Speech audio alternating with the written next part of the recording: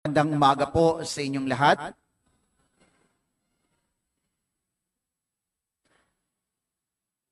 Nung nag-aaral pa ako sa seminaryo, meron doong isang helper, no?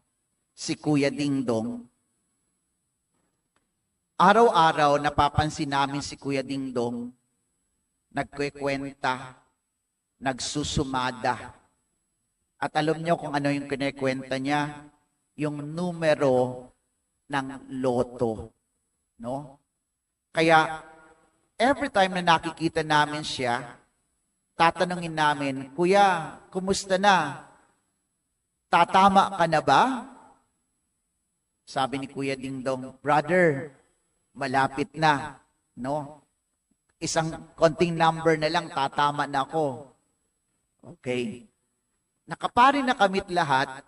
Bumalik kami sa seminaryo, tinanong ulit namin si Kuya Dingdong, "Ano kuya, tumama ka na ba?" Malapit na. No? Sabi nga ng isang pari, nakakilala ko, ang tsansa daw na tumama ka sa loto, no?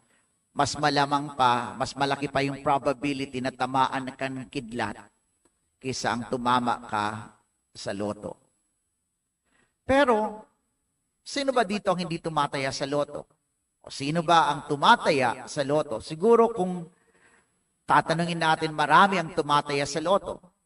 Bakit? Kasi sino ba ang hindi nangangarap ng isang na maging mayaman, na makatagpo ng kayamanan? Kasi alam natin, di ba, wealth, treasure, can be a life-changing one sa buhay natin. Maaring mabago nito ang ating buhay. Hindi inaalis ng ating Panginoon yung desire natin sa kayamanan. Bagkus ang desire na ito sa kayamanan ay ginamit ngayon sa mabuting balita. There are two parables in the gospel na kung saan ginamit ang desire na ito, ang paghahangad sa kayamanan. No. Ano yung dalawang talinhaga na yon? The first parable is the parable na kung saan merong magsasaka, no, na nagtatrabaho sa isang bukid at natagpuan niya, nakahukay siya ng kayamanan accidentally. Hindi kanya yung bukid. Anong ginawa niya? Tinabunan niya ulit at ipinagbili ang lahat ng meron siya para mabili niya yung bukid kung saan natagpuan yung kayamanan. The second parable, merong merchant o mangangalakal na naghahanap ng mamahaling perlas. At nang matagpuan niya yung napakahalagang perlas, katulad ng unang parable, ang ginawa po ay ipinagbili ang lahat ng meron siya para mabili niya at makamtan yung mamahaling perlas. No, yun yung common doon sa dalawa. Hindi man pareho yung kwento, no? Hindi man pareho yung pagkakatagpo sa kayamanan. The other one is, it was found accidentally. The other one was really searching for it. Naghahanap, no? Pero nang matagpuan, anong ginawa? Pareho nila ipinagbili ang lahat ng meron sila para makamtan yung kayamanan, para makamtan yung mamahaling perlas. Anong tinuturo nito sa atin?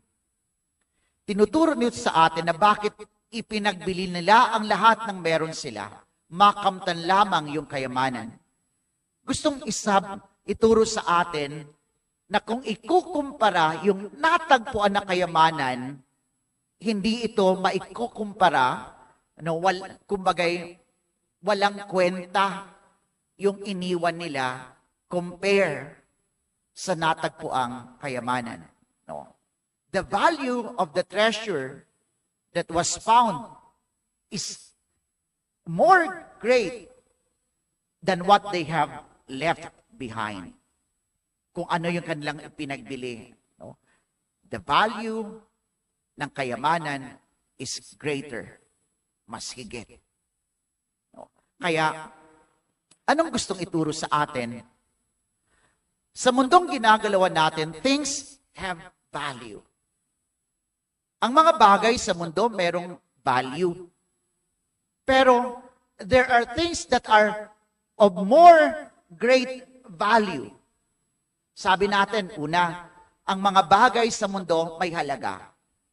Pero merong mga bagay na mas higit na mahalaga.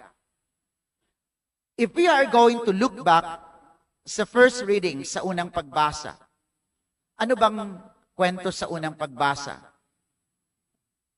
Yung story sa unang pagbasa is about King Solomon, who was asked by God, anong gusto mo? Kung papipiliin kita, anong gusto mong ibigay ko sa iyo? Anong hiningi ni King Solomon? Wisdom. King Solomon did not ask for strength, for power, for wealth, but instead, he asked the Lord for wisdom. Karunungan. Bakit? Bakit wisdom? Naalala ko, there's this story, merong kwento, merong mag-asawa, dinalaw ng kanyang mga kaibigan, yung kaibigan nito na nakapag-asawa. And then, tinanong, hindi pa nila nakikita yung asawa tinanong siya, kumusta naman asawa mo? Maganda ba? Is she pretty? Is she beautiful? Is she sexy?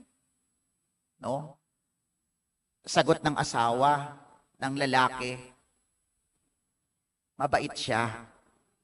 She is kind. Tinanong kung sexy? No. Masipag siya? No. Hindi sinabi kong maganda, hindi sinabi kong sexy, but instead, the man replied, she is kind. Masipag siya sa bahay. Diba? Anong gustong sabihin sa atin? Sabi ko nga sa inyo, sa mundong ginagalawan natin, may mga bagay, may halaga ang mga bagay, pero merong mas higit na mahalaga. Ang kayamanan na material lumilipas, pero ang karunungan hindi. Diba? Aanuhin mo, may kasabihan nga, diba? May kasabihan tayo, di bali ng hindi mayaman, walang pera, pero wala namang sakit. Aanuhin mo ang sobrang yaman kung may sakit ka naman. If you are terminally ill, parang walang kwenta din ng kayamanan Health is of more value than wealth. Wisdom, we can be richer. We can become rich even wala kang material na bagay basta meron kang karunungan. Kung marunong ka sa buhay, you can make yourself wealthy. Diba? Yun nga lang, ano yung problema sa atin? Ang problema natin nabubudol tayo. Ang problema natin, minsan, sa halip na piliin natin yung mas mahalagang bagay, pinipili natin yung lesser ang value. Alam nyo, kahit sa lipunan na ginagalawan natin, ang dami nating reklamo. Di ba? Ang dami nating reklamo, hindi na natatapos sa mga kaguluhan sa lipunan na ginagalawan natin. But we have the power. At ano yung power natin? To make a choice. Gumawa ng pagpili. Pero every time that we are given the opportunity to make a choice, para yung choice natin na yun ang magiging dahilan para magkaroon ng change, ng transformation. Anong ginagawa natin? Gusto natin ng pagbabago, pero we keep on voting the same and the same kind of persons in the government. Diba? Pinatapon natin, merong mga tao na gusto sanang maglingkod ng tapat. Merong mga tao na gusto sanang na pwede naman tayong pamahalaan ng maayos kasi sila yung may talagang karunungan. may alam. Pero anong ginagawa natin? Kasi nadadala tayo sa pabalat. No? Hindi natin tinitingnan mabuti ano talaga ang kanilang halaga. No? Kaya ayan. Ngayon, anong gustong sabihin sa atin? Sabi nga sa atin kanina, the treasure that was found is of more great value. Masigit na mahalaga. Ano ba itong treasure na ito? Sino ba itong treasure na ito? Walang iba kundi ang Diyos. It is the kingdom of God. Walang iba kundi si Jesus. Pero ang tanong, is really Jesus the one that is of greatest value para sa atin? Do we value Jesus the most? Do we value the kingdom of God the most? Yun ang tanong sa atin.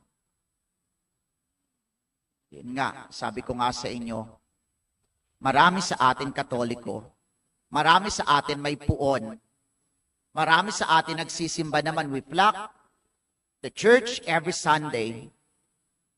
Pero ang tanong pa rin sa atin, do we value Jesus the most? Alam nyo, minsan kasi ang problema ito, Jesus or God, for many of us, is just an accessory. Dekorasyon. Bakit nasasabi kong dekorasyon lang? Kasi minsan, we only approach Jesus, we only approach God whenever we need something. Kapag may kailangan lang tayo. If we are in trouble, kapag may problema ka, kapag may sakit ka, kapag mag-e-exam ka, pagka magbo-board exam, kumusta na yung mga nag-board? Nagsisimba pa ba? Humihingi pa ba ng blessing? Kapag yung iba gustong ma-approve ang visa, di ba? We ask the Lord. Pero paano kung hindi na?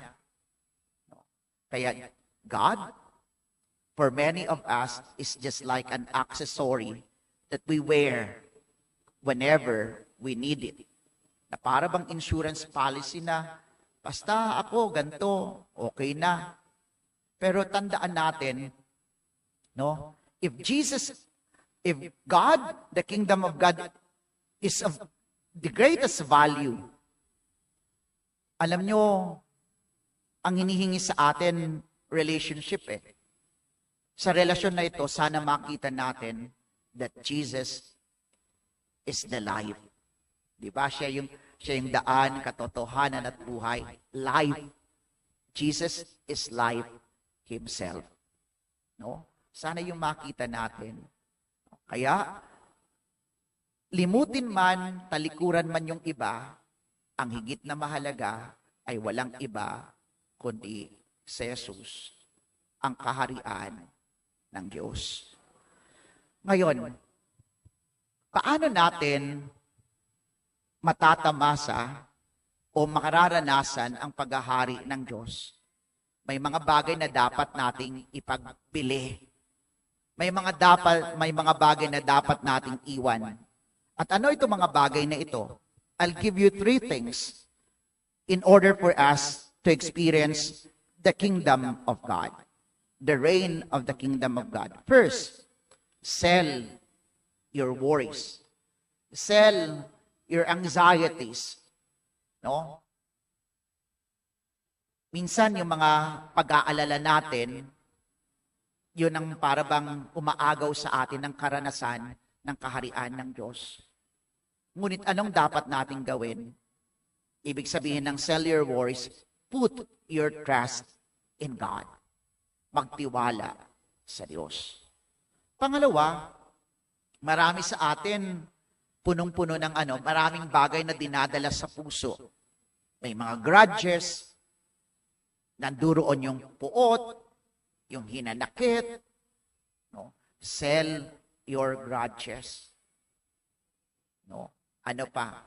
Sell your time. Marami sa atin is very much occupied scrolling our cell phones that we miss to pray, to have some quality time with the Lord. No, sell your time. And whenever we do this, what do we experience? We experience peace, love, and joy. And that's the kingdom of God. Yun ang paghahari ng Diyos. No? Pero ultimately, alam nyo, may twist ang kwentong ito ng paghahanap ng kayamanan. Ano yung twist? Ano yung twist ng kwentong ito? Sabi ko nga sa inyo, nanduroon yung desire natin na matagpuan yung kayamanan. Yun nga lang, minsan we miss it kasi hindi natin nakikita yung tunay na value ng mga bagay. No? Pero alam nyo, ano yung twist? Kung tayo naghahanap sa kayamanan, tayo rin ay hinanap ni Jesus. Ang bawat isa sa atin ay hinahanap ni Jesus. Hindi siya nagbenta, hindi niya pinagbili kung ano man ang ari-arian na meron siya. Pero anong ginawa ni Jesus? Nagpakababa, he humbled himself, he offered his life for us. Because we are like pearls that is na mahalaga. We are like treasure na mahalaga. Mahalaga tayo sa Diyos. Ganon ang pagpapahalaga sa atin ng Diyos. Hinahanap tayo, tinutubos tayo, nililigtas tayo. Sana ganon din ang pagpapahalaga natin sa Kanya.